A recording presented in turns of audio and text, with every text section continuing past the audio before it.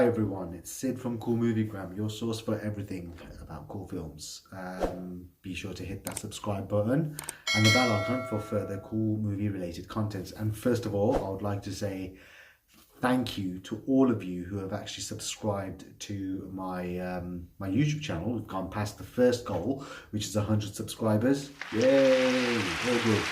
And now it's on to the next goal, which is 250k.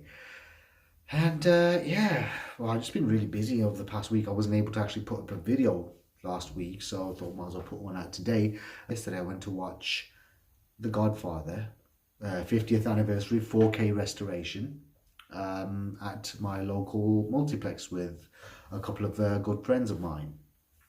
And what's there to say about this film? It's a very seminal, one of the most important films made in terms of like when it comes to filmmaking, Hollywood, acting, storyline, whatever you want to call it. It's just everything's been just it's a masterpiece. The film is, it's a really great masterpiece. Now, in terms of the presentation of the film, well, it's some of these scenes in the film, they looked incredible. Like you could tell they'd actually cleaned up the negative really well. But some of the scenes, what I thought of the film was that it was some of the scenes you could see that the lighting seemed like some of the scenes the face was not very visible, and it just seemed really dark, like it was overshadowed. And I've got the first edition DVD of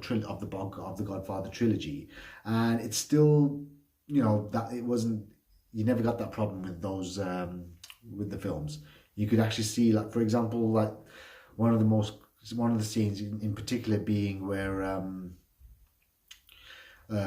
Vito Corleone meets with the five heads of the New York families, and some of the scenes, especially where you see like the face of that Philip Tatalia, and you can't. It looks like he's got a big shadow over his face. You can't see his facial expressions or anything. But in the original DVD, you could see all of that.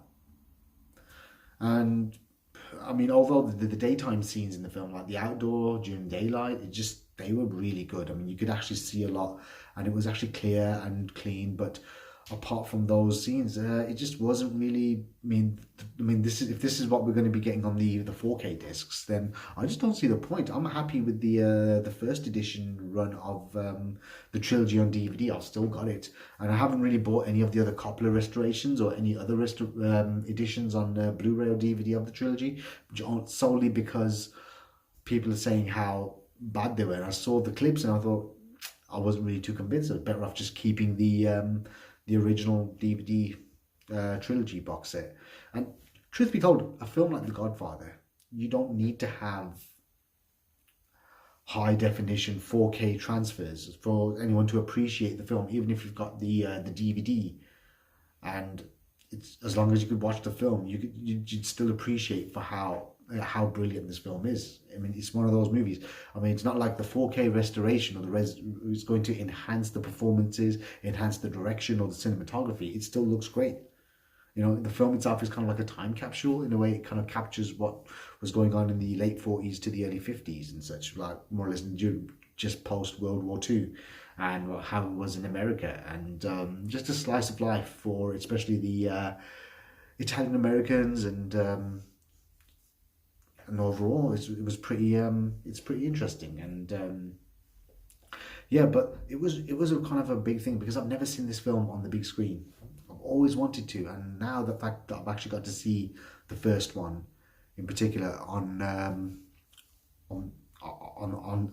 the cinemas, on the big screen, which was, for me, that was the main thing. And one of the things was we had this cock up, which was where the BBFC notification, it came up with Godfather Part 2. Everyone just looked at us like, wait, what the hell's going on? We were supposed to watch Godfather Part 1. I mean, don't get me wrong, Godfather 2 is awesome, but yeah, it was just I know.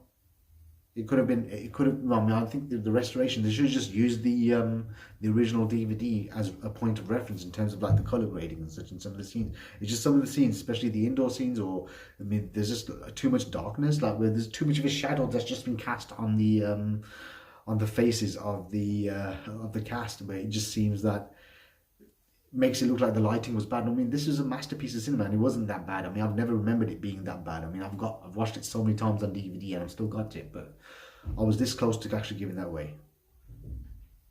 I was this close. I was this close to giving my my DVD box set away and upgrading to like maybe the Coppola restoration for a Blu-ray and whatnot, but or the Corleone Family Edition. But apparently, it's the same problem appears on them, and I didn't bother getting them, and so I've actually still possess the first edition. I'm keeping it that way. Oh, and last week I had watched on Netflix Fistful of Vengeance, which is the continuation of the Wu Assassins TV series starring Iko Uwais, Lewis Tan, Lawrence Chow, Juju Chanzito, Francesca Corney's in it, Ratha Fangnam, and Jason Tobin from Warrior features in it. Now, it was directed by Royal Rainey, I don't know how you pronounce that name.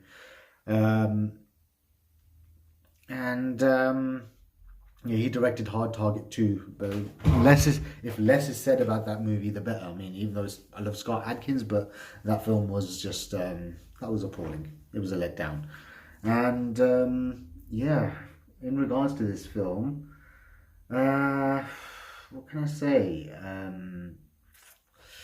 I was a really big fan of like Iko Uwais when he first came out. I mean, I've been a fan of his since I saw him in like his first movie, which was Maranta Warrior. If it was when it was released on DVD in the UK. It was, of course, directed by Gareth Evans as well. And I thought this guy had a great ability. You could tell that his martial arts ability was absolutely incredible, and he had that kind of screen, that screen presence where you knew that this guy's going to go somewhere. He's got that ability. And then, of course, then came The Raid 1 and 2, which were both brilliant films. He's done Headshot, which I really enjoyed. The Night Comes First, him playing a villain in that movie, but he still did pretty good. And then he did that with Assassins. He did films here and there, just like small roles here and there. And he did that atrocious Mile 22 with Mark Wahlberg. That was a terrible film. Yeah. And in regards to this film now, okay, first of all, I thought the cast just did the best that they could with what they were given. I mean, I personally thought that Iko Uwais just did his usual stick. Lewis Tan, again, just playing the same role again. And even Lawrence Chow Tommy did the best they all did the best. I mean, one of the things was that I thought that Juju Zito, I mean, she is an absolute treasure when it comes to, she's absolutely phenomenally talented. I mean, she's got the looks, she's got ability as well, and she should be doing bigger films. She should have got a bigger role as well in this film. But considering that she had such an integral part to play at the end of the series of Wu Assassins, it was only one season. I don't know why, the way that they continued it, and it just kind of felt like she was only in the movie for maybe 2 or 3 scenes max, and they weren't that big. I mean, that's it, and she was just there to fight. That's all that they did. They should have given her more depth, more kind of like, just more of a backstory.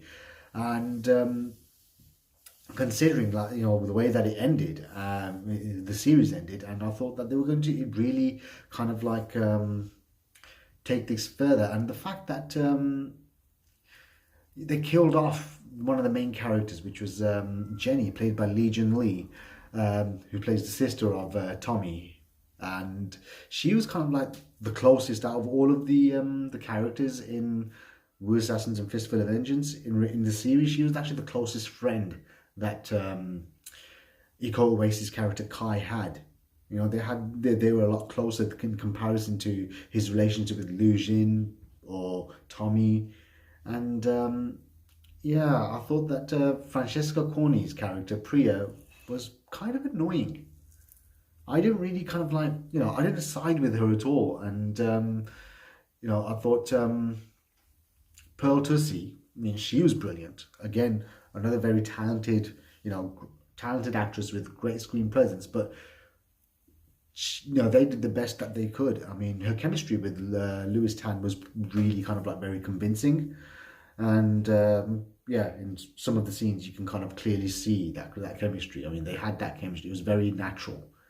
And again, I thought Jason Tobin was wasted. I mean, he's absolutely amazing. When you watch a TV show such as Warrior, him playing the character of Young Jun, he was like literally the standout character for me in the whole series, as well as amazing as Andrew Koji and all the other character actors are. But for me, I thought Jason Tobin's character was the most entertaining, and he had that presence. He kind of made his presence known, and I'm thinking he was just given a very kind of like a one note character. And yeah, but apart from like, the clunky screenplay and, the fact that you got so much amazing talent on display. I mean, Radha Nam, again, she was kind of felt very much a one-note villain. And it was kind of the fact that you missed out Legion Lee, Selena Al, who played Ying Ying in the original series. She was not there. And the fact that we never got to see any of the old monk played by Mark Dacascos, who kind of like is the one that gives Kai those abilities to be able to fight the way that he does. And it kind of made him feel like a bit like, come on, it's like, why is he struggling against some of these characters? He's supposed to have these powers. He's supposed to make him feel stronger. And it just seems like the people who actually wrote the script did not really have any kind of like, they didn't know what was going on in the TV show. And I thought that the fact that they missed out Legion Lee, Martin Dacascos, Selena, it just kind of took away a lot of the depth that the TV show actually did bring to the characters in the first place, which could have expanded on a lot more. And even the storyline, it just seemed a bit like, clunky. It was really clunky. But, I mean, the fight scenes, that was probably the highlight, considering that we had very talented martial artists like Iko Uwais, Lewis Tan, Juju Chanzito. They could have done, they did the best that they could. I mean, you could tell that there was more focused on the fight scenes. I mean, it's one of those movies where you just probably just forward it to the fight scenes, but they were good, but they could have been a lot more. They could have been a lot better. Which is why, for me, Wu Assassin's Fistful of Vengeance gets 2.5 out of 5. I mean, the great fight scenes are the only thing that kind of like make you kind of notice it, and the talented cast. But in terms of like the clunky direction, the very amateur script, seems like it was written by first-time writers who don't have much kind of like understanding of character development or script structure. And it's just kind of that kind of, and even the amateurish direction just kind of lets it all down. It could have been a hell of a lot better, but unfortunately, it just seems that they just wasted the talents of these characters, of this very talented cast. Yeah, I mean, they shouldn't really be doing all these things. I mean, hopefully, I do hope to see more of Juju Chanzito. I know she's actually got more movies coming out, and she's signed on to a few more things. Jason Tobin, he's going to be back in Warrior Season 3 again. I'm so looking forward to that show. Iko Uwais, I hope there's more coming from him. And I know Lewis Tan's going to be in the second Mortal Kombat. And yeah, that's about it. And Pearl Tussie, I know she's definitely. I mean, she's got sex appeal, she's got acting chops, and she just had a great screen presence. And I can kind of see her definitely smashing it. She's going to be a huge star. Coming up, she's going to be really kind of like she's going places. I can see that hopefully this will lead to more work from her. Yeah, and that's about it really. And okay, so yeah, that was my video. So talking about what's been happening and what I've been watching, and yeah, I look forward to hearing from you soon. And yeah, keep on, and hopefully, help me, share this video, like the video, comment. I mean, what was your thought on Wu Assassins, Fistful of Vengeance? And yeah, and if there's anything else that you would like, what was your expectations, and what was your actual kind of overall opinion on this film? I mean, that's all I have to add. And yeah, just help me kind of get more kind of traffic towards my channel, so I can actually get bigger. more people who subscribe, the more I will the more I will post.